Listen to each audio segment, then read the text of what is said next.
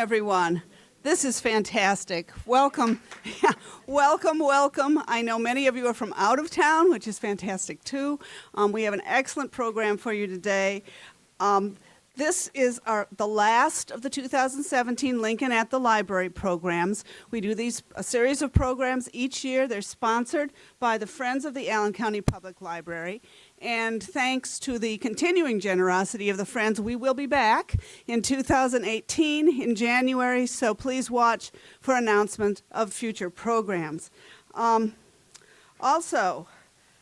This is October, as many of you know, is Family History Month, and so this program is not only Lincoln at the Library, it's also part of the Genealogy Center's programs for the month.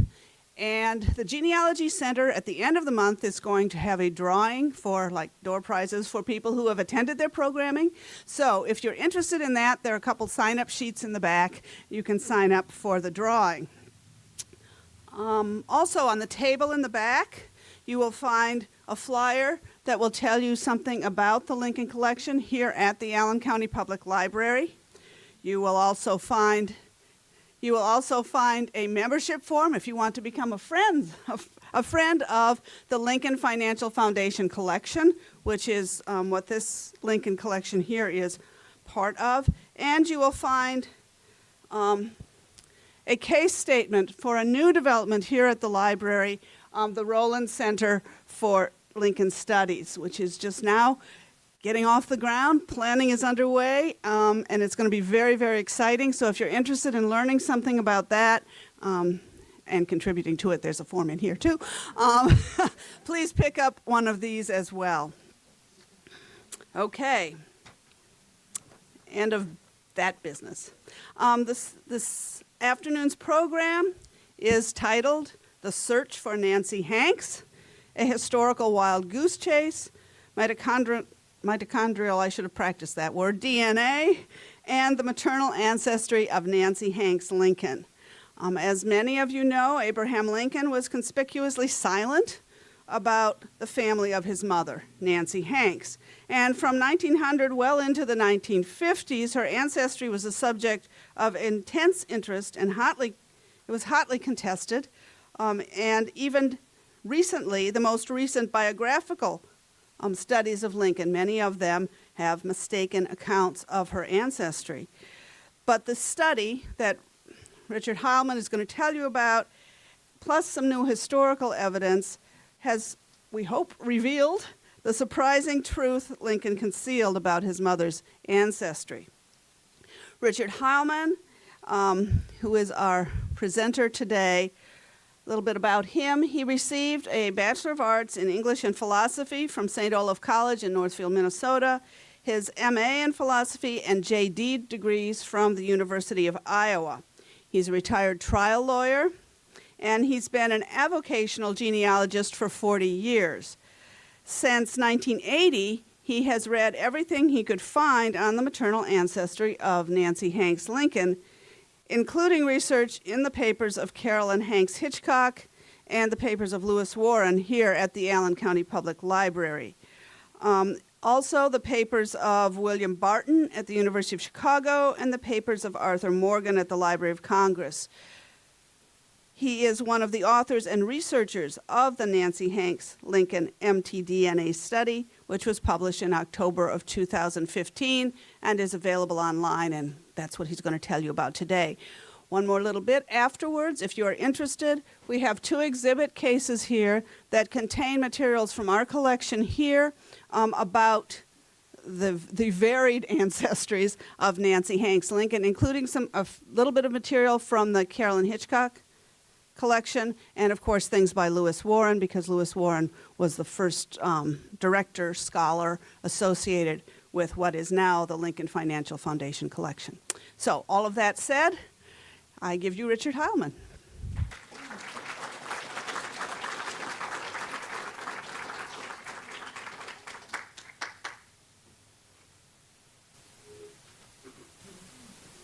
Good afternoon. Well, on behalf of my colleagues, Suzanne Hallstrom, Nancy Royce, Professor Gerald Haslam, and Stephen Whitlock, and myself, I do want to thank the Friends of the Library and Jane Gastineau for this welcome opportunity to talk this afternoon about the long dispute over the ancestry of Nancy Hanks and about our 2015 Nancy Hanks Lincoln mitochondrial DNA study, which resolves that dispute.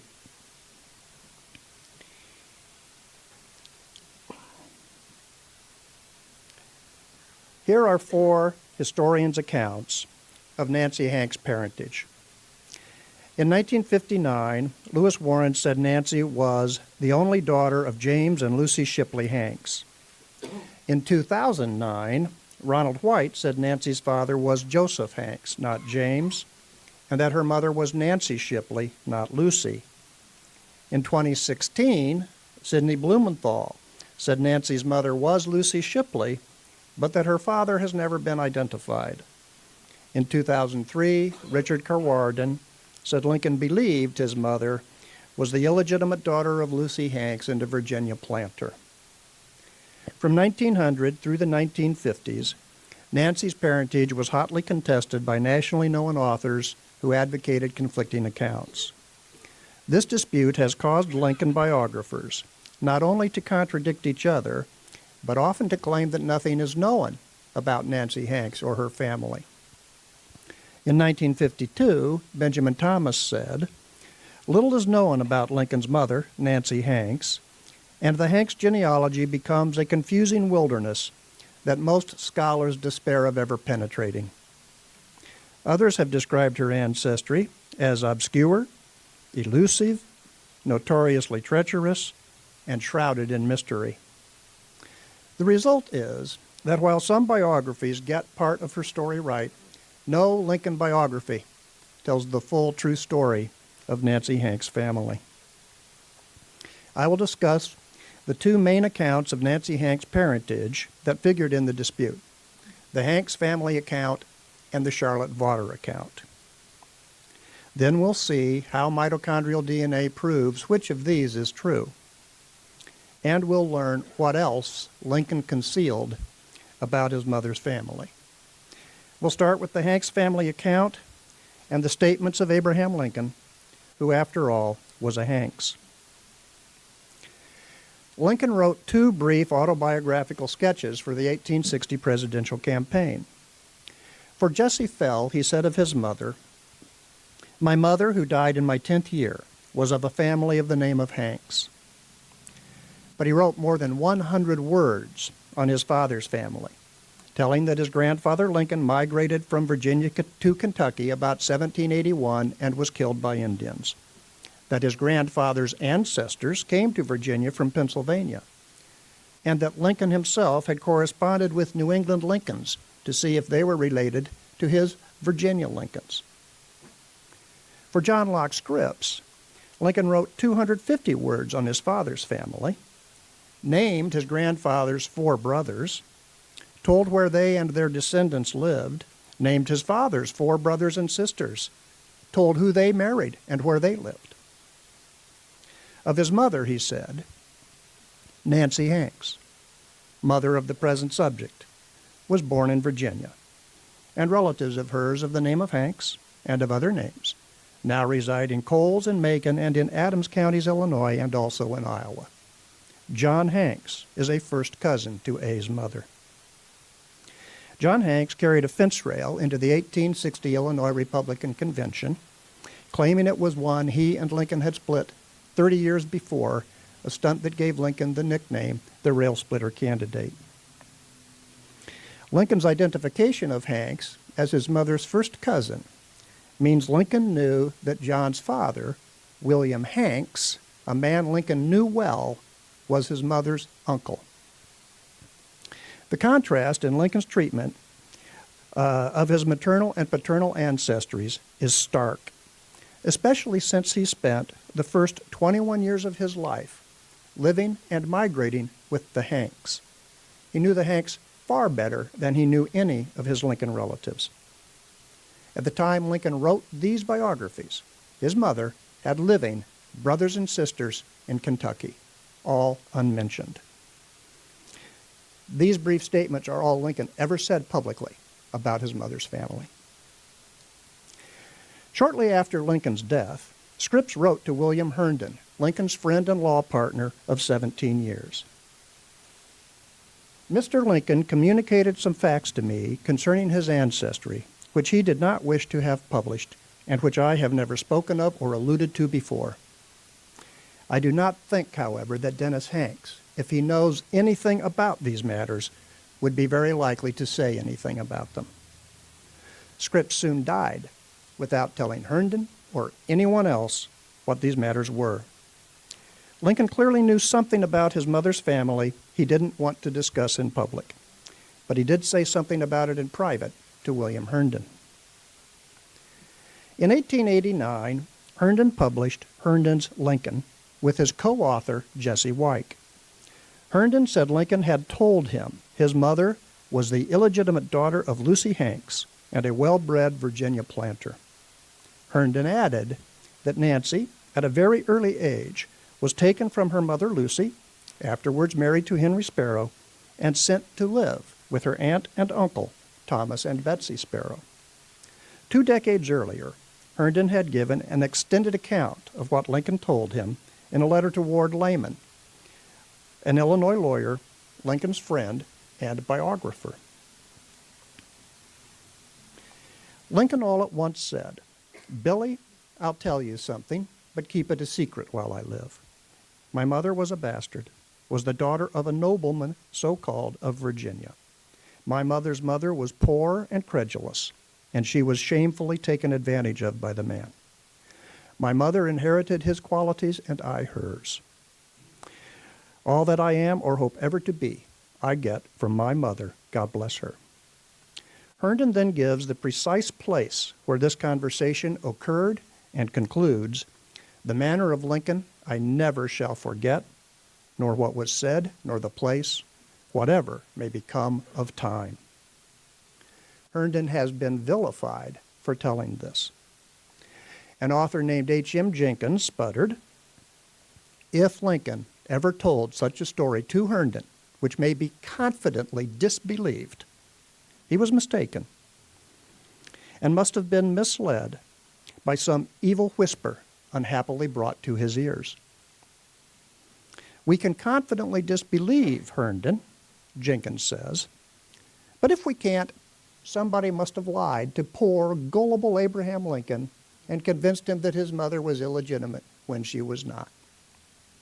These are the only 2 choices to explain away Herndon's statement.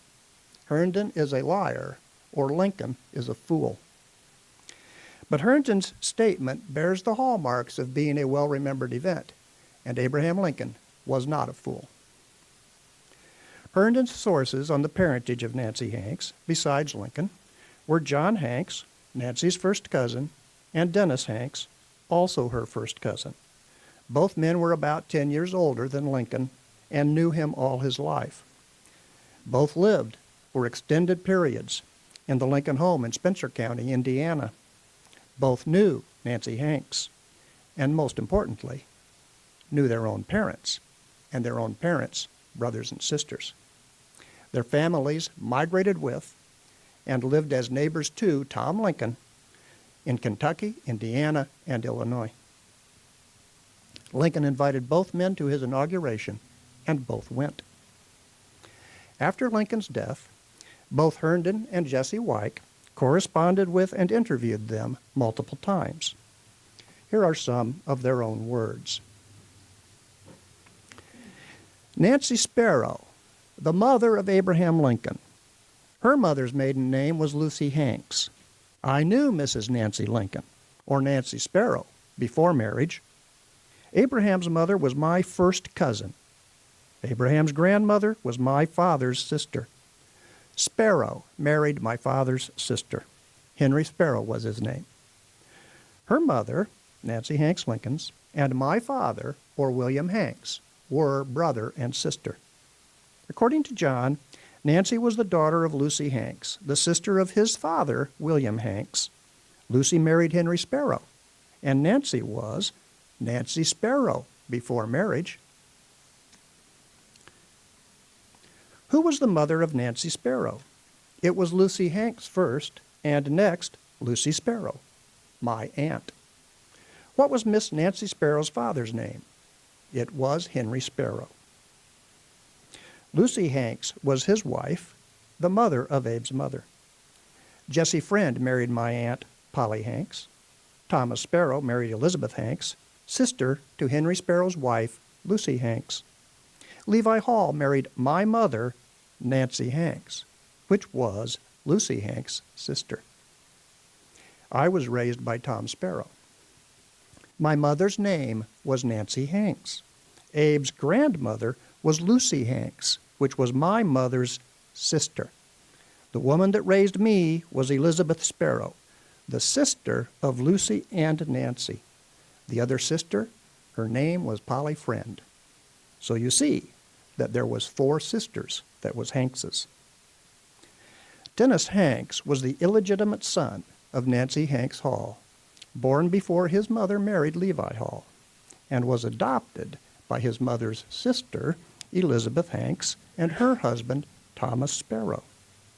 Like John, Dennis said Lincoln's mother was Nancy Sparrow. He said her mother, Lucy Hanks Sparrow, had 3 sisters: his birth mother, Nancy Hanks, his adoptive mother, Elizabeth Hanks, and Polly. Dennis personally knew all these people. This is the family, this one's in your handout, of Nancy Hanks' mother, John and Dennis Hanks, gave to Herndon. 4 Hanks sisters and their brother, William Hanks. Henry and Thomas Sparrow were brothers. Levi and Elizabeth Hall were brother and sister. With 2 pairs of siblings married to 4 Hanks siblings, according to John and Dennis, these families will know each other well. Dennis was born in Hardin County, Kentucky, but as a child moved with his adoptive parents to Mercer County to live near Henry and Lucy Sparrow. Dennis correctly learned that his adoptive father, Thomas Sparrow, was Henry Sparrow's brother. He also said he knew that his adoptive mother, Elizabeth, was Lucy Sparrow's sister. 2 brothers married to 2 sisters. Dennis and his adoptive parents moved back to Hardin County, where they were neighbors of Tom and Nancy Lincoln. His adoptive mother, Elizabeth, was present at Lincoln's birth, and Dennis soon ran over to see the baby. 3 of these Hanks families migrated alongside the Lincolns. Thomas and Elizabeth Sparrow and Nancy and Levi Hall followed the Lincolns to Indiana and are buried beside Nancy Lincoln. William and Elizabeth Hanks also lived for a year or 2 as Lincoln's neighbors in Indiana before going on to Illinois, where the Lincolns followed them. Before his parents arrived in Indiana, John Hanks went there to live with or near the Lincolns for 4 years. When Thomas and Elizabeth Sparrow and Nancy Lincoln died of milk sickness in 1818, Dennis was taken in by Thomas Lincoln. When Tom Lincoln married Sarah Bush Johnston, she brought a son and 2 daughters to the Lincoln home. Dennis continued to live with the Lincolns until he married Lincoln's stepsister, Elizabeth Johnston. Dennis and his new wife became the Lincolns' next-door neighbors. This Hanks family account of 4 sisters, which came from 2 men certainly in a position to know how Nancy Hanks fit into their own Hanks family, is the only account of Nancy Hanks' parentage published by Lincoln biographers in the 19th century. Why are historians confused?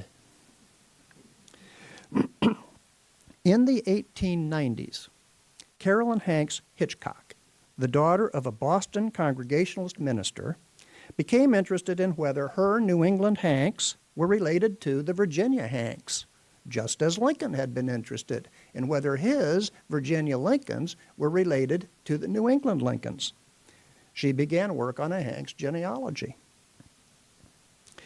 Hitchcock was scandalized by Herndon. She wrote to Jesse Wyke to ask where Herndon got his information about Nancy Hanks. Wyke replied that it came principally from John and Dennis Hanks, but they were dead. Above the word dead in Weich's letter, Hitchcock penciled in, good. When Weich told her that those who had investigated the matter had concluded that Nancy Hanks was the daughter of Lucy Hanks, who later married Henry Sparrow, she wrote in the margin, liar. She sent out family questionnaires to Hanks all over the country, and she got a letter from a woman named Charlotte Vaughter. Vaughter was born in Ohio in 1825, 7 years after the death of Nancy Hanks Lincoln. In 1860, she was teaching in Washington County, Kentucky, when Lincoln was nominated, and heard locals say he might be the son of Tom Lincoln and Nancy Hanks, who were married there. Vaughter claimed she learned that the mother of Nancy Hanks was a Shipley, a sister of Vaughters' own great-grandmother, and that Nancy Hanks and Vaughters' grandmother, Sarah Mitchell, had lived together as orphans in the home of their uncle, Richard Berry. She told Hitchcock, when young, they were intimate as sisters and members of their uncle Richard Berry's home in Washington County, Kentucky. Nancy Hanks' mother's name before marriage was Shipley. There were, I think, 6 sisters in the Shipley family, but I only remember the names of the husbands of 2, Richard Berry and Robert Mitchell, my great-grandfather, and Mr. Hanks, Nancy's father. Hitchcock went to Kentucky, and in Nelson County, she found the 1793 will of Joseph Hanks, who died at his farm on the Rolling Fork of the Salt River about 2 miles from the future Lincoln boyhood home on Knob Creek and about 5 miles from the Lincoln birthplace near Hodgenville, Kentucky. Here is a photograph of the handwritten will. In his will, Joseph Hanks named his wife Nanny, his son William, and 3 daughters, Elizabeth, Polly, and Nancy, the names of the 3 sisters of Lucy Hanks, according to John and Dennis Hanks. Hitchcock had found the will of John and Dennis's grandfather. John's father, William, got a gray horse called Gilbert, and Dennis's 2 mothers, Elizabeth and Nancy, got heifer yearlings called Gentle and Piety. But this Nancy Hanks, as we know, is not Lincoln's mother, she's Dennis's. If this Nancy Hanks were Lincoln's mother, John Hanks would be Lincoln's mother's nephew, not her first cousin, as Lincoln said. And Lincoln and John Hanks would be first cousins themselves, which Lincoln would know. But Hitchcock convinced herself that Joseph's daughter Nancy was the mother of Abraham Lincoln. What convinced her of this was not evidence, she had none, but that this Nancy had married parents. John Nicolay and John Hay, Lincoln's wartime secretaries, had published the marriage bond of Thomas Lincoln. The surety on this bond was a Richard Berry, the same name Vaughter had given the husband of one of the Shipley sisters.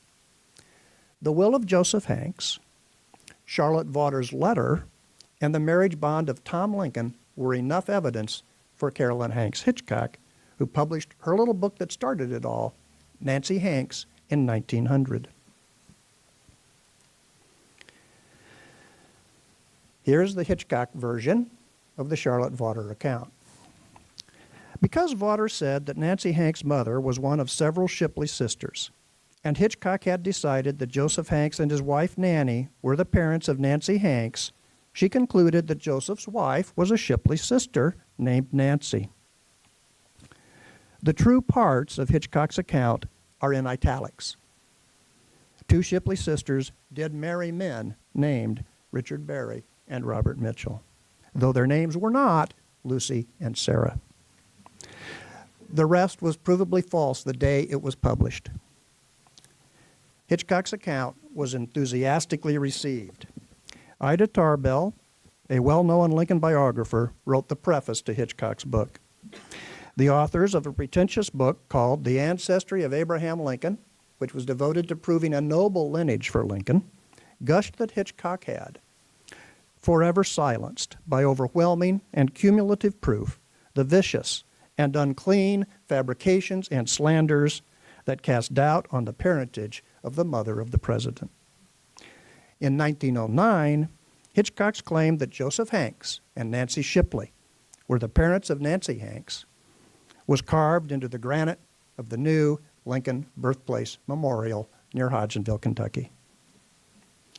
In 1922, Jesse Wyke, Herndon's co-author, published The Real Lincoln and said that Herndon had been right all along about Nancy's parentage and reignited interest in the question of Nancy's ancestry. In 1925, Lincoln biographer William Barton charged in print that Hitchcock's account was a knowing fabrication. He pointed out that Hitchcock had changed Dennis Hanks' name to Sparrow. Dennis knew his own name. He also knew his own mother was Nancy Hanks, not the fictitious Nancy Sparrow Hitchcock invented. He knew his mother married Levi Hall, not Tom Lincoln, which would make him and Lincoln stepbrothers. He also knew that he was raised by Tom Sparrow and Elizabeth Hanks, not Elizabeth Shipley. Barton found the marriage records for all three sisters in the Hanks family account and for Lucy Hanks' marriage to Henry Sparrow, which proved that all four of them married exactly who John and Dennis Hanks said they did. After Barton's work was published, Ida Tarbell began to have doubts. Hitchcock begged her to keep the faith. "Please, dear lady, if you'll just have faith in me. It is really queer, but I have such an intense love for Nancy Hanks that I almost feel I must have known her somehow, somewhere. I can't understand it myself, but I can't even speak of her without tears. That book of Barton's was to me like that shot in the dark again which killed the holy child of Nancy, her boy, Abraham Lincoln." Jesse Wyke warned Tarbell not to accept Hitchcock's account. No one questions the legitimacy of the Nancy Hanks mentioned in Joseph Hanks' will. But who is going to prove that she is the same Nancy Hanks who wedded Tom Lincoln and lies buried with her kindred on that lonely knoll in the wilds of southern Indiana? It seems strange that Mrs. Hitchcock should be able to reach such infallible conclusions in the face of evidence gathered on the ground 40 years before and emanating from persons who had seen, walked, and talked with the mother of Lincoln in the flesh. But Tarbell, who once said, "Genealogy makes me crazy," didn't listen. She repeated Hitchcock's falsehoods in her own 1924 book, In the Footsteps of the Lincolns, which lured Professor White into repeating them again in 2009. Barton, like Hitchcock's father, was a Congregationalist minister who published several books and many articles on Lincoln. Since he had discovered that John and Dennis were right about everything else they said about their own Hanks family, except their claim that Nancy Hanks was a Sparrow, he reasoned they were right that Lucy was a fourth Hanks sister. So he placed Lucy in the family from Joseph Hanks' will, even though she was not named in it. He found record proof that Joseph's wife was Ann Lee, and correctly traced Joseph and Ann back to Richmond County, Virginia, where generations of their ancestors had lived. A later Lincoln researcher, Paul Verdine, discovered that Ann Lee's father, William Lee, Lincoln's great-great-grandfather, had been a slave overseer once accused of beating a slave to death. In 1920, Barton published a book called The Paternity of Lincoln to debunk the many false claims that Lincoln himself was illegitimate. Hitchcock was furious that Barton had mentioned illegitimacy in the same breath with Nancy Hanks and Abraham Lincoln and wrote him a scathing letter. "Dear Sir, I have just read your book and am so horrified that you should have repeated all that wretched stuff about the great emancipator Abraham Lincoln and his honored mother that I cannot believe I am addressing a Christian gentleman. much less a minister. One who has recently come from the Lincoln Memorial and seen that glory and read his words in the silence of that sacred holy place, and then comes back to read that book of yours, simply wonders how Christianity can stand up under the strain of such unbrotherliness and cruelty to its greatest spiritual leaders and saints. But neither Hitchcock nor Tarbell was able to rebut Barton's resurrection of the Hanks family account. The effort to do that was taken on by Lewis Warren. Warren was a minister and newspaper editor who became interested in Lincoln while living in Hodgenville, Kentucky. As the first director of the Lincoln Library and Museum at the Lincoln Life Insurance Company in Fort Wayne, he published a weekly newsletter, Lincoln Lore, for 4 years a weekly pamphlet, The Lincoln Kinsman, 2 books on Lincoln's youth, and other articles. He advocated his own version of the Charlotte Vaughter account.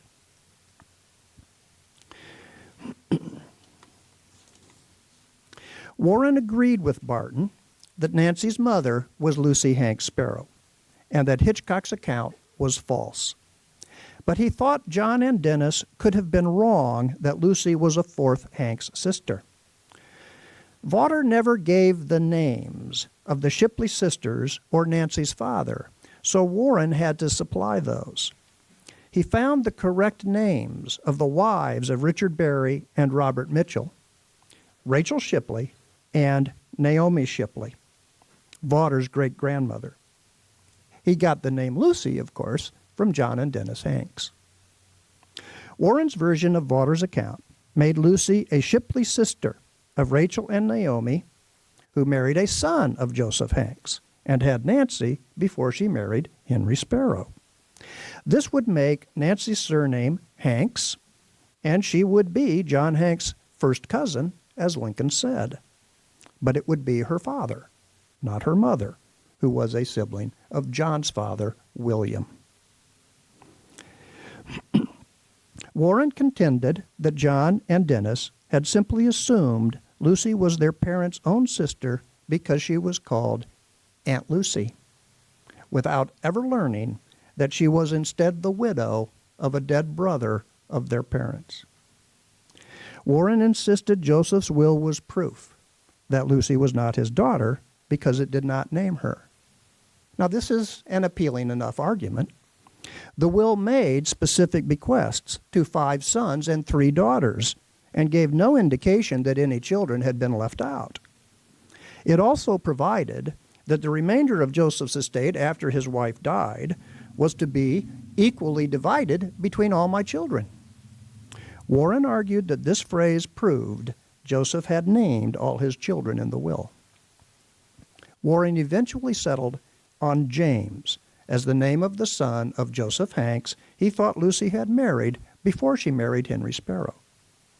There was no James in Joseph Hanks' will, just as there was no Lucy, but Warren explained this on the ground that James must have died before Joseph Hanks made his will, since Lucy and Henry Sparrow were already married by then. Warren made other arguments based on an apparent connection between Nancy Hanks and the Berry family. There is evidence that Tom Lincoln and Nancy Hanks were married in a Berry cabin, and a Richard Berry did sign Tom Lincoln's bond for his marriage to Nancy Hanks. Under his signature was the word garden. Warren concluded this meant Richard Berry was Nancy's guardian. He then claimed Berry had to be related to Nancy to be her guardian and to be the surety on the marriage bond. But a non-relative can be a guardian simply because a relative may not be available. Nor did Richard Berry have to be related to Nancy Hanks to be the surety on Tom Lincoln's bond.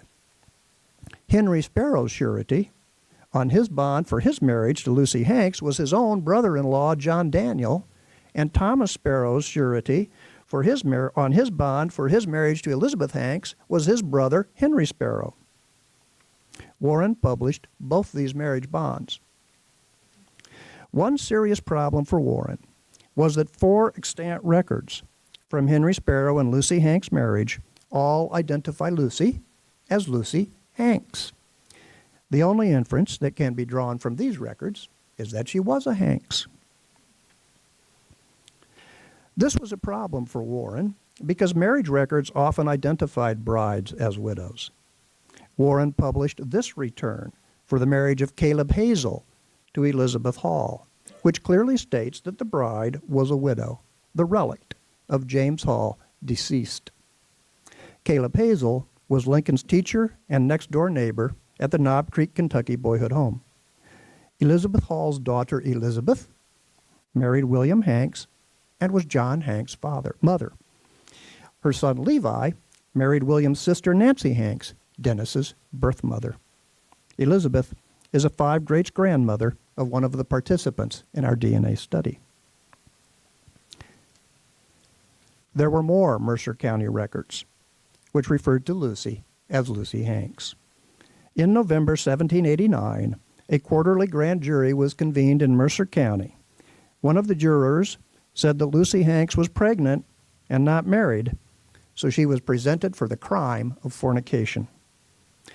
5 months later, Henry and Lucy were married, and in May 1790, the case was discontinued. At the time of this presentment, Lucy was pregnant with her and Henry Sparrow's first child, Mary Ann Sparrow. Warren knew his version of the Charlotte Vaughter account lacked critical evidence that Lucy Hanks was a widow when she married Henry Sparrow. His desire to supply such evidence led to a bizarre episode. The 4th record from the marriage of Henry and Lucy is a consent for Henry to get a marriage license, written by Lucy herself. I do certify that I am of age and give my approbation freely for Henry Sparrow to get out license this or any other day. Given under my hand this day, Lucy Hanks. Warren first saw this document in this photo of it in Barton's 1925 Lincoln biography. He thought he saw in the photo in the book the faint letters W-I before 3 letters he thought were D-O-Y just above Lucy's signature. Warren went to Kentucky to see the original enlarged here and still thought he saw the faint letters. In a 1926 Century Magazine article and his 1926 book, Lincoln's Parentage and Childhood, he claimed Lucy had written widow before her name and said the original copy revealed more clearly the 2 dim letters. When Barton read Warren's article, he wrote Warren, "If the Hanks tradition and the Hitchcock fabrication could be harmonized, your article would be a triumph. But it cannot be done. One is true, and the other is a willful falsehood. There is a great gulf fixed between them, which no conjectural widowhood can bridge." As for the word in the Lucy Hanks certificate, there are no other letters there, and there never were. The word is day, and was written by Lucy as an afterthought, as an insertion in the line above. You can see the TH just above the numeral 26 and the word day just below. Warren replied that this was absurd because the document already said, given under my hand this day, and repeating day would be redundant. Barton was loaned the original document by the Mercer County, Kentucky clerk's office for copying and refused to return it. When Barton died in 1930, he left his papers to the University of Chicago, where Lucy's consent resides today. You can go look at it yourselves. All of Warren's arguments have problems. Lucy might not have been named in Joseph's will because she was his only married daughter when he made it. So he might have considered her the problem of her husband Henry Sparrow, or he might have given her a gift at the time of their marriage. The connections of the Berry family to Tom and Nancy's marriage have explanations besides kinship. Warren knew the Lincoln and Berry families were longtime neighbors and were related by marriage. Thomas Lincoln's sister was married to Richard Berry's nephew. The Berrys were much better off than Tom Lincoln's widowed mother. These are reasons enough for Berry to be a surety on Lincoln's marriage bond and for the wedding to take place in a Berry cabin. But the Berrys may have provided a wedding venue because Nancy may, in fact, have lived with them at the time. Vaughter claimed Nancy lived with Richard Berry because he was her uncle. But there is a different explanation for Nancy living with Richard Berry, which comes from the Berry family itself. Richard Berry's son, Edward, was born in the Berry, Kentucky home a little more than a year after the marriage of Tom Lincoln and Nancy Hanks, and died in Callaway County, Missouri in 1905 at the age of 97. His obituary relates, Mr. Berry was a son of Richard Berry, who came to Missouri from Kentucky in 1820. Nancy Hanks, the mother of Abraham Lincoln, was a servant in the family of Mr. Berry's father when they lived in Kentucky. A separate article about Edward's death reported, when Tom Lincoln fell in love with Nancy Hanks and the two decided to marry, Thomas went to his friend, Richard Berry, and secured his name upon the bond. When I started this research, Warren once wrote to Barton, I resolved to accept no traditions. And so I have had to throw the most of Dennis Hanks in the basket. But Warren swallowed whole the alleged tradition of Charlotte Vaughter, even though, as he privately admitted in correspondence to a great-grandson of Dennis Hanks in 1955, he never found documentary evidence for the claim that Lucy Hanks was a widow, for the claim that Joseph and Nancy Hanks had a son named James, for the claim that a Lucy Shipley existed, or for the claim that a Lucy Shipley married a James Hanks anywhere at any time. Nevertheless, in his 1959 book, Lincoln's Youth, he stated without qualification, as if he knew it to be true, that Nancy was the only daughter of James and Lucy Shipley Hanks. After Barton's death, Warren repeatedly published his version of the Charlotte Vaughter account for 30 years without significant opposition. In 1945, Warren published an article entitled Herndon's Contributions to Lincoln Mythology. He listed 12 myths he attributed to Herndon. Number 3, which he called the maternal lineage myth, was the Hanks family account that Lucy was a Hanks. Recently, it has become possible to use mitochondrial DNA to determine who is the myth maker. Herndon, who told what John and Dennis Hanks and Abraham Lincoln told him, or Lewis Warren and Charlotte Vaughter. This chart shows how mitochondrial DNA is passed from a matrilineal ancestor to her descendants.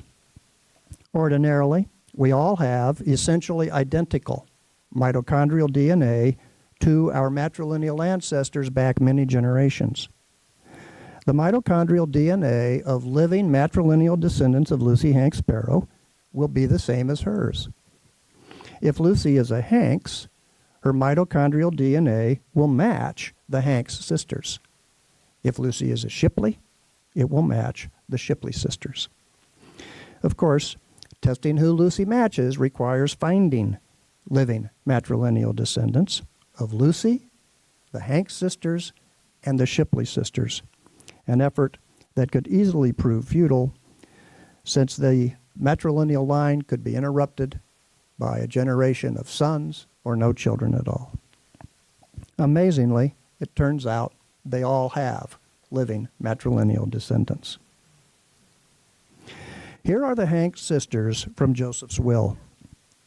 Elizabeth Hanks Sparrow had no children. That's why she and Tom Sparrow adopted Dennis Hanks. But Nancy Hanks Hall and Mary Hanks Friend have living matrilineal descendants. Their descendants who joined our test are represented in the gray donor boxes by a kit number. They have, as expected, identical full-sequence mitochondrial DNA to each other. Mitochondrial DNA is categorized into haplogroups, defined by specific sets of mutations, which are given single-letter designations such as H and X. Within each haplogroup are subclades defined by further specific mutations. These donors' mitochondrial DNA is in subclade X1C, shown below the kit number.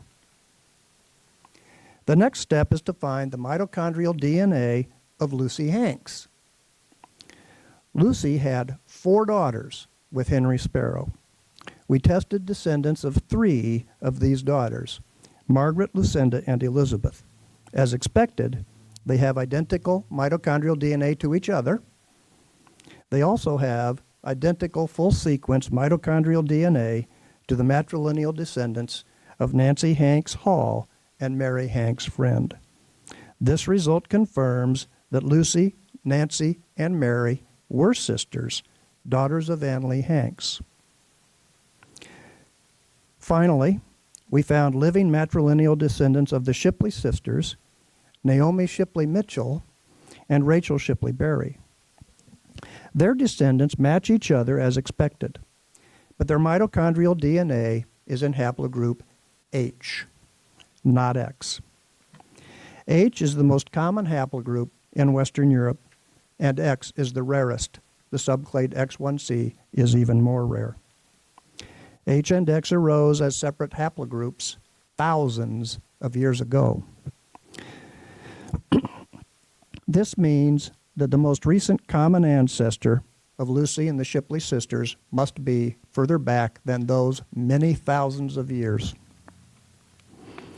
Mitochondrial DNA confirms the Hanks family account is true and the Vaughter account is false. But that is not the end of our study. Scripps said Lincoln told him some facts he didn't want made public, not a fact, which is what his mother's illegitimacy would be. He also said he didn't think Dennis Hanks would say anything about these matters if he knew what they were. The second part of our study proves what else Lincoln concealed about his mother's family. In 1894, the year Vaughter wrote to Hitchcock, an Arkansas County history called A Reminiscent History of the Ozark Region appeared. It contained a biography of Dr. James LeGrand, which ends with a surprise.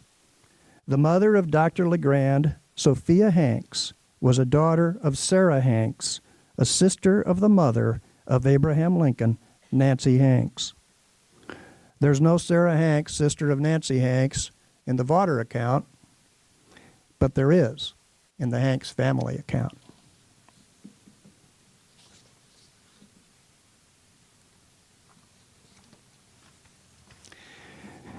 "26 years later, an article in The Atlantic reported that an Arkansas family said their mother, Sophia Hanks Lynch LeGrand, was the illegitimate daughter of Sarah Hanks, who was the illegitimate sister of Nancy Hanks, and that besides Sophia, Sarah had 5 other illegitimate children.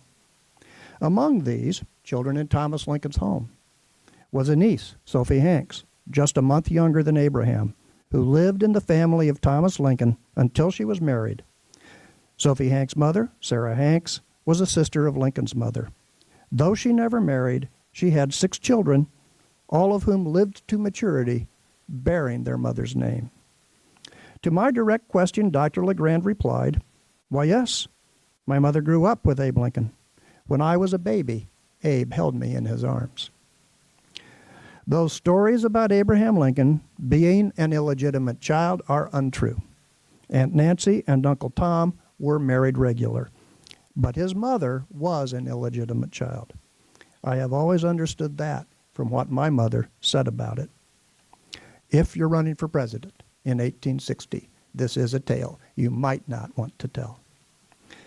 The author of this article, Arthur Morgan, was neither gullible nor a muckraker. He was a nationally known civil engineer and educator, for many years president of Antioch College, and was appointed by Franklin Roosevelt as the first chairman of the Tennessee Valley Authority. In 1909, he took a vacation to Arkansas and stayed in a hotel owned by Dr. James LeGrand, where he heard LeGrand's story of his mother and her family. He spent 11 years satisfying himself that the LeGrands knew what they were telling him before he published his article. The story must have been judged simply too fantastic to be true.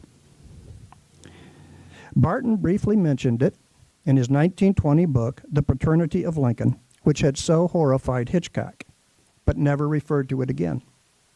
Warren knew of Morgan's article, of course, but in 30 years of publishing the tiniest trivia about Lincoln kinsmen, he never mentioned Sophia Hanks, Sarah Hanks, or James LeGrand.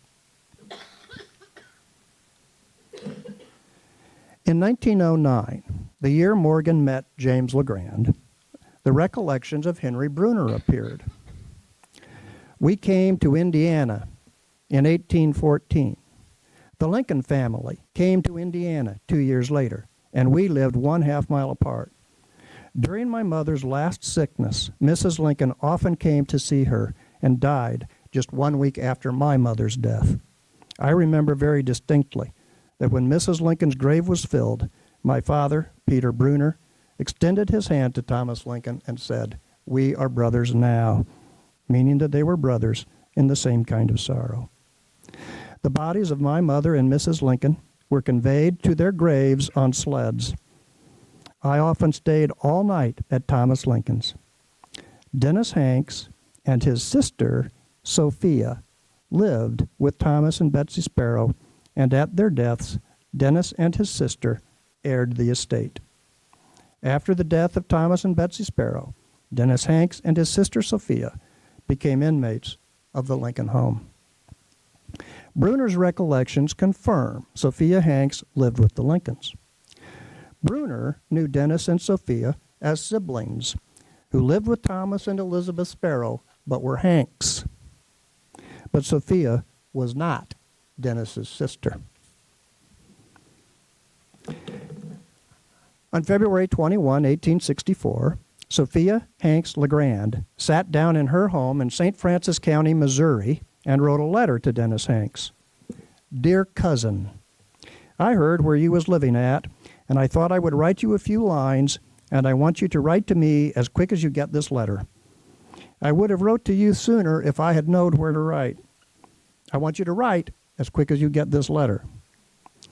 I will come to close, but remain your affectionate cousin until death, Sophia LeGrand. Sophia told Dennis twice to write as quick as he could. She wanted to ask him a question. Though William Barton never knew, and Lewis Warren might not have either, we know what the question was. In 1923, Robert Todd Lincoln gave a large collection of his father's papers to the Library of Congress with the stipulation they remained sealed until 21 years after Robert's death. There they rested. The whole time the argument raged between Warren and Barton, and Morgan's article was ignored by both until they were made public in a midnight ceremony in 1947. Lewis Warren was there. So were Lincoln authors Paul Engle, James Randall, Gerald McMurtry, and Carl Sandburg.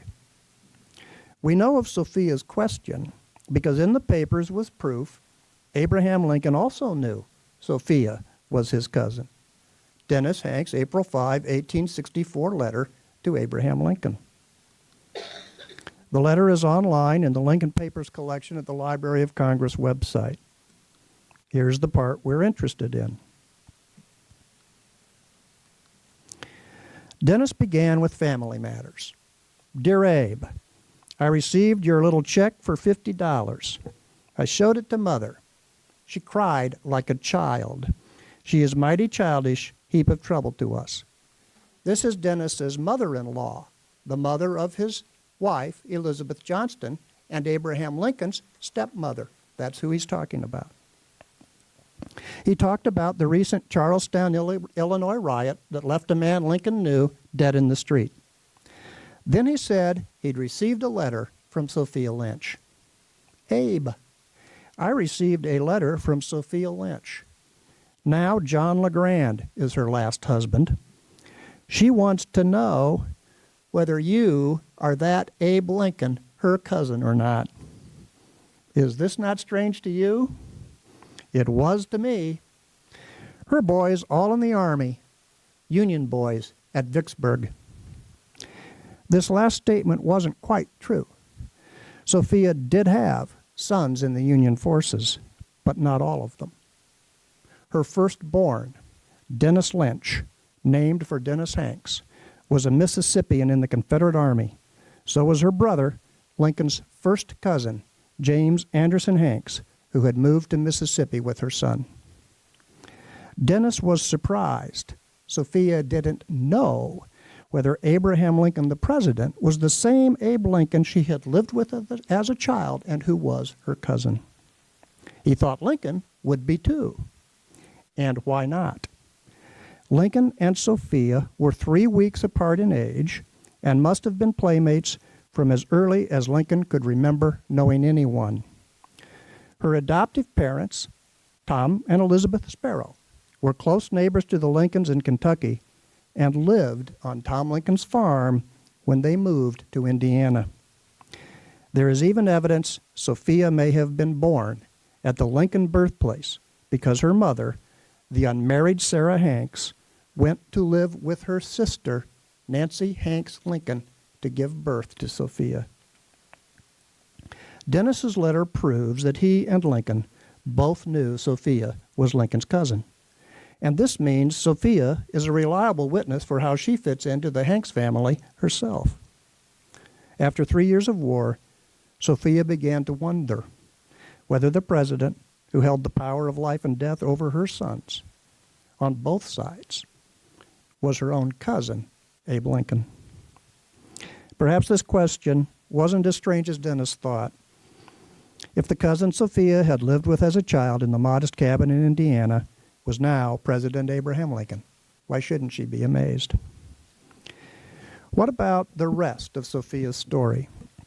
That her mother was a sister of Nancy Hanks Lincoln and that Sophia had 5 illegitimate siblings. Dennis and Sophia corresponded again in 1887. Dennis reminded her of the old days. You seem to forget all about the family. Have you forgotten Matilda Johnson and yourself as girls together, looking out for sweethearts? You lived at my house and old man Lincoln's at that time. Don't you remember Squire Hall, my half-brother, married Matilda Johnson, my wife's sister? Taken from her mother as an infant, Sophia didn't know or couldn't remember the names of all the half-brothers and sisters of her mother Sally, the children of Lucy and Henry Sparrow. So Dennis told her. There were 8 children of the Sparrow family. The oldest, Nancy and Sally, and Betsy and Lucinda. Boys, James, Henry, Thomas, and George. The Nancy and Sally, listed by Dennis as Sparrow children, are, of course, Nancy Hanks Lincoln and her sister, Sally Hanks, Sophia's mother, both born to Lucy before she married Henry Sparrow. In 1866, Dennis had given Herndon the same names for the Sparrow children he gave Sophia 20 years later, listing both Sally and Nancy. But Herndon knew Nancy's name was Hanks, and if there was a Sally Sparrow, that didn't mean anything to him. In the 1920s, William Townsend, a Lexington, Kentucky lawyer and Lincoln author, interviewed Sparrow descendants of Henry and Lucy to help Barton determine the names of their children. The Sparrow descendants gave the same names for the 4 boys as Dennis had, but gave the names of the Sparrow girls as Mary, Elizabeth, Margaret, and Lucinda. Dennis had not remembered Mary and Margaret. The Sparrow descendants did not list Nancy Hanks as a Sparrow, but did tell Townsend that Nancy was a half-sister of their Sparrow ancestors, and that Reverend Henry Sparrow, Jr., the son of Henry and Lucy, told everyone he was Lincoln's half-uncle and gave many speeches supporting Lincoln when he ran for president. The Sparrow descendants also did not list a Sparrow daughter of Henry and Lucy named Sally. It's possible they had never heard of her, for she moved to Indiana in the early 1840s. Barton's notes show that in the 1920s, he noticed census records showed the presence of a single woman living with Henry and Lucy who could not be one of their Sparrow daughters, and of small children who were too young to be their own. In a disastrous failure to connect the dots with Morgan's article, he assumed the children were Sparrow grandchildren and the woman a hired housekeeper. But the census for the Henry Sparrow household fits perfectly the story of her family. Sophia Hanks LeGrand told her children, and they told Arthur Morgan. Henry and Lucy's sons and daughters had homes of their own. Why would their children live with Henry and Lucy decade after decade instead of with their own parents? Here are the marriages of the Sparrow children. In 1808, Mary Sparrow married Benjamin Whitehouse, and they are in the 1810 census. By 1820, Elizabeth, James, and Margaret were married and are in that census. By 1830, all the Sparrow children were married and in the census in their own homes. But the Henry Sparrow census records show that a woman, a generation younger than Henry and Lucy, and children, a generation younger than her, continued to live with Henry and Lucy after the Sparrow children moved out. Here is the 1820 census for Henry Sparrow. Before 1850, the census names only the head of household, but gives the sex and an age range for the others in the home. Since we know the ages of Sophia's brothers and sisters and can find Henry and Lucy's children in the census on their own, we can infer who else is living with Henry and Lucy as the Sparrow children move out. By 1820, James Sparrow and the 3 oldest Sparrow daughters, Mary, Elizabeth, and Margaret, were married and are in their own homes. The only Sparrow daughter still at home was Lucinda, the female shown here, aged 10 to 16. The female, aged 26 to 45, is not a Sparrow daughter. She is Sarah Sally Hanks, Nancy Hanks' sister, the mother of Sophia Hanks. The 3 young boys under 10 are the correct age to be her sons, Greenberry, Creed, and Samuel Hanks. We know the names of Sarah's children from 2 sources. Morgan learned their names from James LeGrand. Samuel Hanks, who was 6 months old when this census was taken, wrote to Hitchcock in 1898 and told her he was an own cousin of Abraham Lincoln. His daughter, Rocky Hanks Walker, wrote to Hitchcock twice. She said her father had 3 brothers, whom she named, and 2 sisters, one named Sophia, and said, "My father, Samuel Hanks, his mother was a sister to Nancy Hanks Lincoln. She lived with her sister at the time of Abraham's birth. My father has talked to me so much of his Aunt Nancy and how his mother very near froze the night that Abe was born. My father's mother was Sarah Hanks, but who she married, or at all, I do not know." Rocky also filled out one of Hitchcock's family sheets. In the blank for name, she wrote her father's name, Samuel Hayden Hanks. In the blank for his father and mother, which is in the middle there, She wrote simply, Sarah Hanks. Hitchcock, of course, had no place for a sister of Nancy Hanks named Sarah because there was no Sarah in Joseph Hanks' will. By 1830, all the Sparrow children were married and in their own homes.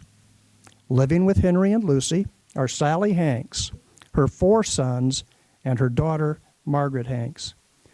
3 years before this census, Sophia had married Dillings Lynch in Indiana, a wedding Lincoln almost certainly attended, and lived in the same Spencer County, Indiana township as the Lincolns.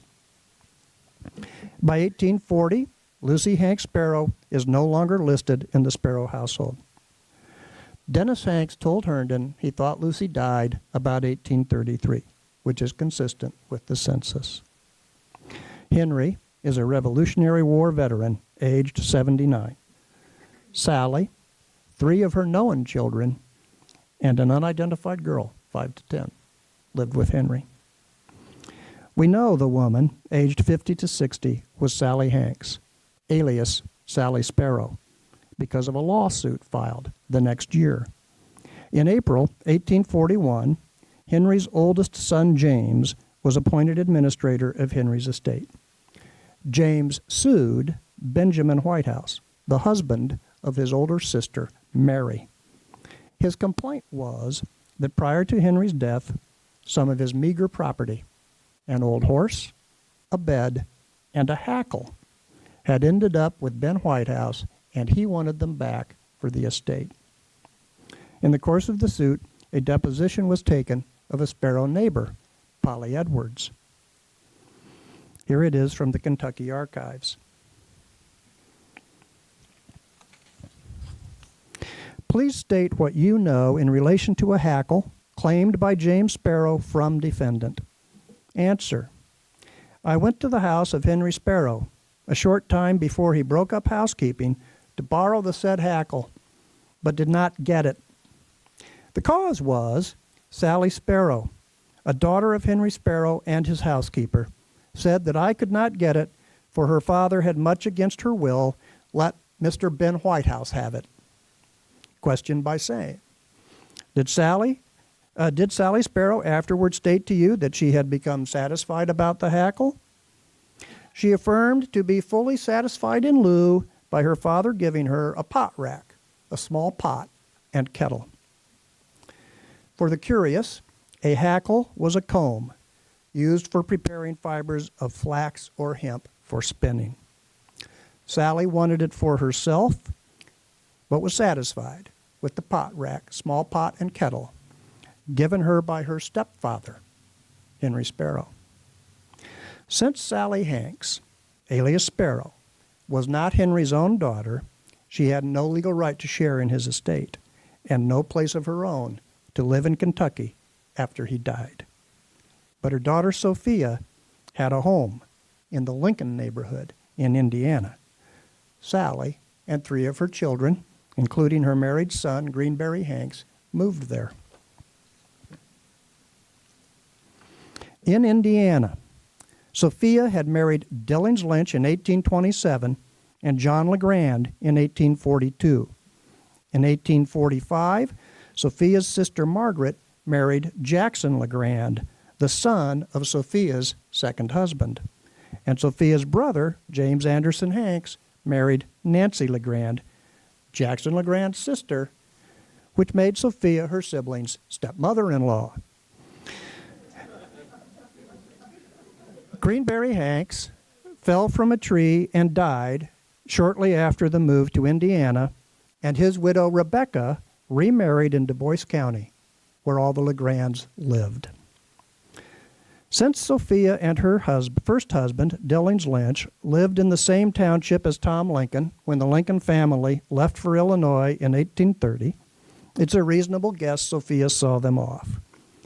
But that wasn't the last time Sophia saw Abraham Lincoln. James LeGrand told Arthur Morgan that Lincoln held him as a baby.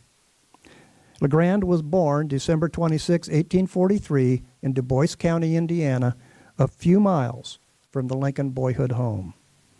for at least 6 days, from October 30, 1844, until November 4, 1844, Lincoln was back in his old Indiana neighborhood campaigning for his political hero, Henry Clay.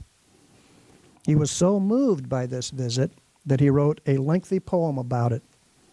He was there for more than enough time to renew acquaintance with Sophia and hold her 11-month-old son, James LeGrand. Sophia said he did, and she would know. It's probable Lincoln also saw his other first cousins, Sophia's sister Margaret and brother James Anderson Hanks, and his mother's sister, his own Aunt Sally Hanks. Later in the 1840s, the LeGrand families moved to St. Francis County, Missouri. The 1850 census shows Sophia LeGrand, 41, born Kentucky, living next door to her sister Margaret LeGrand, 26, born Kentucky. Living in Margaret's home, down at the bottom here, is her mother, listed as Sally Hanks, born Kentucky.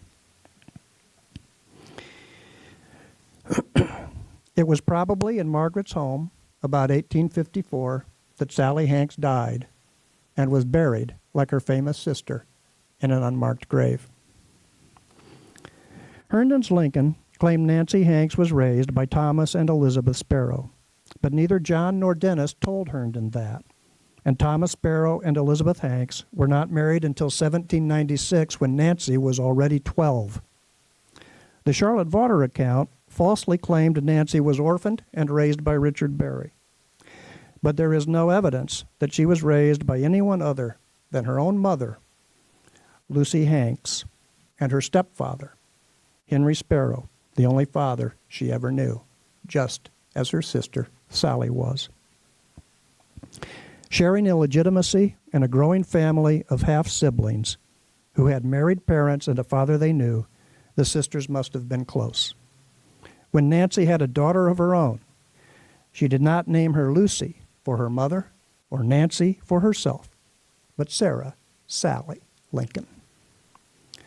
The historical evidence leaves no doubt that Samuel Hanks' story told to Hitchcock and Sophia Hanks' story learned by Arthur Morgan in the Ozark Hills are true. The second part of our study shows that their testimony too, like John and Dennis's, is confirmed by mitochondrial DNA. Both Sophia Hanks Lynch LeGrand and her sister Margaret Hanks LeGrand have living matrilineal descendants. As expected, their full sequence mitochondrial DNA is identical. It is also identical to the Sparrow daughters of Lucy, confirming that Sophia and Margaret's mother, Sally Hanks, was Lucy's daughter, Nancy Hanks' sister, as Dennis, Sophia, Samuel, and Rocky said. This chart from our website shows all the test participants who are full sequence mitochondrial DNA matches to each other and are matrilineal descendants of Joseph Hanks' wife, Anne Lee Hanks. We do not have DNA from Abraham Lincoln, but his mitochondrial DNA will match these Hanks participants in our study. Our website also gives details of the mitochondrial DNA signatures of our participants. Group A are the descendants of Anne Lee Hanks. Group B are the Shipley descendants. 2 columns show their shared mutations in the HVR1 and HVR2 regions of the mitochondrial DNA molecule. What's called the coding region is not shown on this chart, but is included in the full sequence test performed on our participants. The Group A donors match each other in the coding region as well. Our study first located Hanks and Shipley descendants and then tested them to see whose mitochondrial DNA matched. But DNA can lead the other way too. The last kit in Group A, N76456, is not a donor we found. It's the kit of a young man who was born in Rome, but whose mother, Ruth Campanella, grew up in central Kentucky, knowing nothing about her maternal ancestry beyond her grandmother. To try to learn more, she had her son do a mitochondrial DNA test. Suzanne Hallstrom noticed his kit online and that it matched our Group A donors in HVR1 and 2 as X1C. She contacted Ruth and told her this could be significant since X1C is such a rare subclade. Ruth agreed to have further testing done on her son's kit. The result was a full sequence match to our Group A Hanks participants, which meant Ruth was related to them. Steve Whitlock then traced Ruth's matrilineal ancestry to see how closely.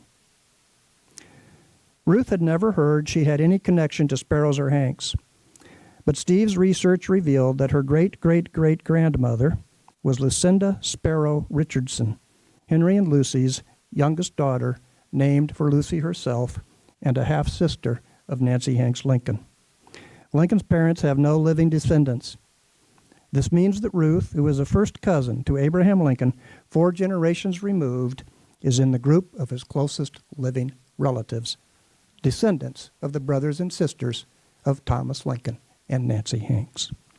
So is her well-known cousin from Kentucky, George Clooney, who is a descendant of Henry and Lucy's oldest daughter, Mary Sparrow Whitehouse, at least according to Ancestry.com. We don't vouch for that one. I don't doubt it either. There are, of course, no photographs of Nancy Hanks. This is a portrait of Sophia Hanks, Lynch LeGrand, made late in her life. Her resemblance to her first cousin, Abraham Lincoln, is unmistakable. Sophia's portrait is as close a likeness to how her Aunt Nancy Hanks may have looked as we will ever have. Unless it might be this, which the LeGrands say is a photograph of Sophia holding her son, James LeGrand. If true, the picture was taken around the time Lincoln returned to Spencer County in 1844, when he and Sophia were both 35. Lincoln knew his cousin Sophia and her mother Sally, and he knew about Sophia's illegitimate siblings as well. He may have told John Locke Scripps not only about his mother, but about his Aunt Sally and her children, so Scripps would understand why he couldn't say too much about his mother's family during a presidential campaign. Jesse Wyke, who never heard of Sally Hanks, once wrote, "I have always been opposed to the publication of the details of Mr. Lincoln's ancestry.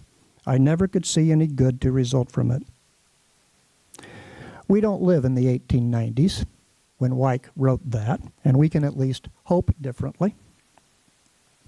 The story of Nancy Hanks' family should be told because it's true. It's also food for thought. Perhaps the truth about Nancy's family can add something to our appreciation of Lincoln, or make us a little wiser. Lincoln knew his own abilities and ambitions were different from his Hanks relatives. Yet his life shows he also knew that in fundamental ways he was one of them. He knew his Hanks cousins, aunts and uncles, his whole life. He grew up with them, worked with them, and lived with them. He piloted riverboats down the Mississippi with them. Traveling for court cases, he ate and slept in their homes. He took his cousin and step-niece, Dennis Hanks' daughter Harriet, into his Springfield home when she was a teenager to go to school. Preparing to leave for Washington, he wrote a short note to John Hanks, of whom Herndon once said, "Mr. Lincoln loved this man, thought him truthful, honest, and noble. Lincoln has stated this to me over and over again." Lincoln told Hanks he was coming by Decatur on his way to Coles County and for John to be ready and go along.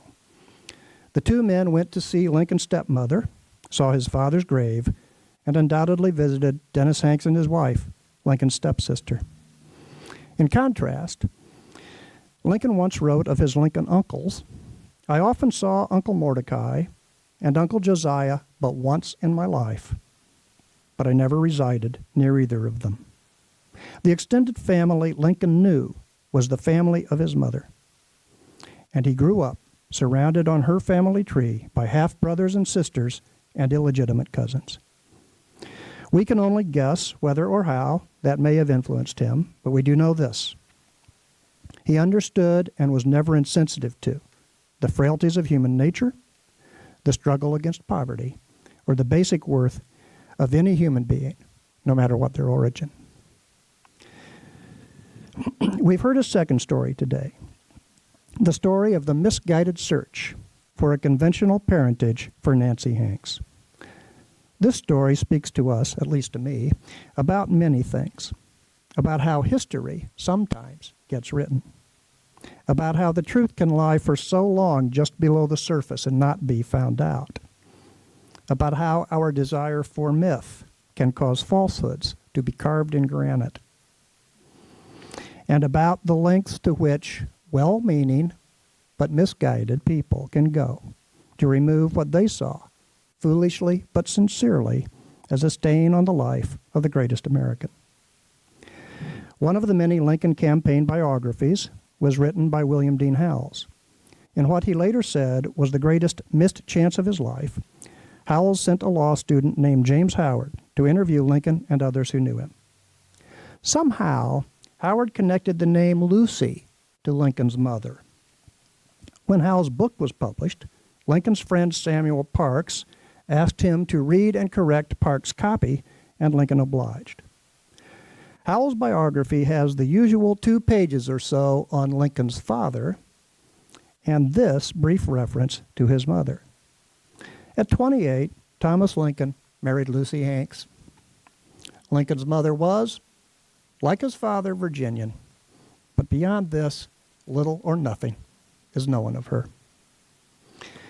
Reading this, Lincoln, who lost his mother when he was 9, and according to Dennis Hanks, whittled the pegs to hold her coffin together, crossed out his grandmother's name, and wrote in the margin, Nancy. But it is not true that nothing is known of Nancy Hanks or her family. What is true is simply that Lincoln wasn't telling much in 1860. From her marriage in 1806 until her death, essentially as much is known about Nancy Hanks as about Tom Lincoln.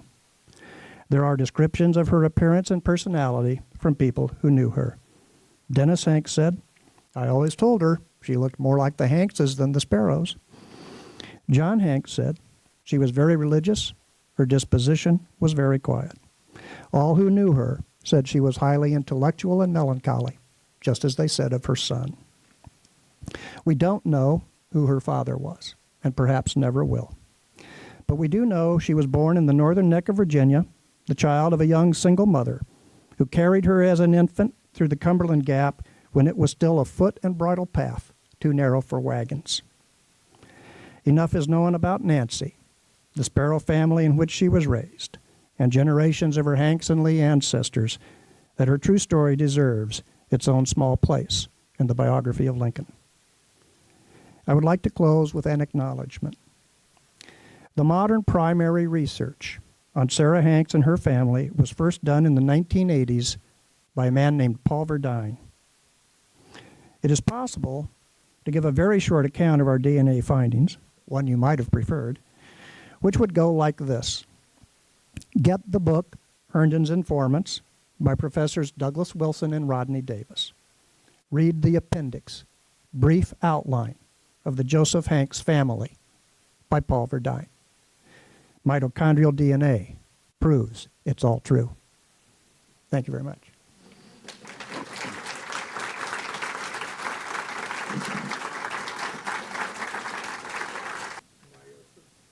It is, I'm sorry, this is a question about the biology of mitochondrial DNA.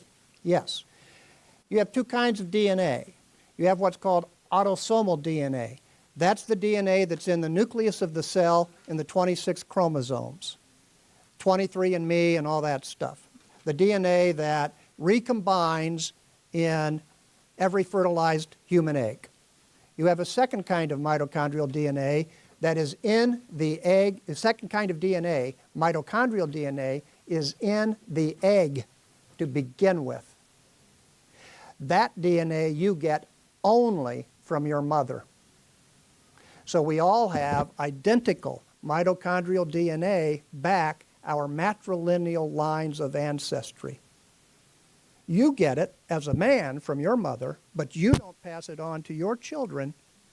Their mother passes her mitochondrial DNA on to her children, and your children. So the mitochondrial DNA is a perfect identifier for matrilineal lines of ancestry. It's not in the nucleus of the cell, it's in little things called mitochondria that are outside the nucleus and are actually the way we work. That they're where oxygen and food is converted into energy. That's what the mitochondria do. It's a small molecule. It has only 16,000 base pairs compared to over 3 billion base pairs in the autosomal DNA. So you can sequence the whole thing, and it's virtually identical for Lucy's daughters, for Sparrow daughters, for the Hanks girls, and for Sophia and Margaret's sisters. The DNA leaves no doubt that Nancy Hanks was Lucy Hanks Sparrow's daughter, that Lucy Hanks was a Hanks sister herself, and that Sarah Hanks had 6 illegitimate children. Well, 2 anyway. We haven't tested the boys. Yes? I'm just curious, these names withheld, I suppose they're in some DNA data bank. How do you... Well, you know, this is what you're talking about. This is just kind of standard operating procedure in DNA studies these days when they're published. We have permission from a couple of the test participants actually to make their names public. We do have that permission. And I'd like to do that myself, but we haven't really asked or to try to. Some of them were, well, gee, will people start calling me all the time? I said, I don't think so, but you know. So, but yeah, we know who they are, and we'll preserve that somehow. So you contact them by email or call them up or what? We traced using standard genealogical techniques. We found living descendants of the Hanks sisters and of the Sparrow sisters, and we called them on the phone and said, this is what we're doing. I mean, we're trying to prove whether Lucy Hanks Sparrow, the mother of Nancy Hanks, was a Hanks by birth or a Shipley by birth, and you could really help us. And we did the same thing with, I don't know if there are any Shipleys here, but we did the same thing with we have Shipley matrilineal descendants too, of Rachel Shipley Berry and Naomi Shipley Mitchell, and one of them was really gun shy, but agreed to go ahead and do it. We have that. DNA by itself, in isolation, is of no genealogical value at all. You have to have a genealogical framework to use the DNA for genealogical analysis. There are millions of people who are in the H mitochondria. Their haplogroups are used in Y DNA also. So you just give letters to big groupings that bear the same sets of particular mutations that define the haplogroups. As I said, H is the most common one in Western Europe, and X just happens to be the rarest. In fact, before this study, a lot of databases had only 1 or 2 X1C members in them. We probably found more X1C mitochondrial DNA sequences than were known to exist in the world before this study. That's how rare this. It's not that there aren't people out there that have it. There's thousands of people that have it. They just haven't had their DNA tested, and it hasn't shown up in databases. That's all. There's thousands and thousands of people who have it. You married Is Jenny that Sparrow. Lucy Hanks was born in Richmond County, Virginia, which is in what's called the northern neck of Virginia. You can throw a rock up the peninsula to where Robert E. Lee was born. You can throw a rock a little farther up to Arlington National Cemetery. That's where Lucy Hanks was born, and somewhere in that northern neck is where Nancy Hanks Lincoln was born. We don't know where, but we don't know who the father was. Paul Verdine got interested in this actually because he lives in Maryland and I wonder who the heck that father was. I wonder if I could figure that out. And so his original project was to research find where Joseph Hanks, Lucy's father, lived in Richmond County, and he did that. They lived in North Farnham Parish in Richmond County, and he located the land they lived on. And then he said, well, who lives around here? And there are plantations around there. Joseph Hanks, Lucy's father, was a plantation overseer, just like Ann Lee, his wife's father, was. And so Verdine thought, well, you know, Lucy could have easily been shamefully taken advantage of by, you know, the young heir to one of the plantations there, even the one her father was the plantation manager on. And so he wrote a lengthy article identifying several neighbors of the Joseph Hanks family in Richmond County that he thought were, you know, potential fathers for Nancy Hanks. To me, this is a needle in a haystack. No offense, Paul. But, well, Lucy, that can only be guessed, but she was probably still a teenager. Yeah, 18 years old, plus or minus. Yeah. See, she, when her father Joseph Hanks died, he still had 3 daughters, her younger sisters, all at home unmarried. When he died in 1793, and Nancy was born in 1784, according to Lincoln. So Nancy was born 9 years before Joseph died and left his will, and he still had 3 daughters at home, not married, who were Lucy's younger sisters. So best guess would be 18, plus or minus, for when Lucy's age when Nancy was born. Thank you all for coming. Hello. Oh.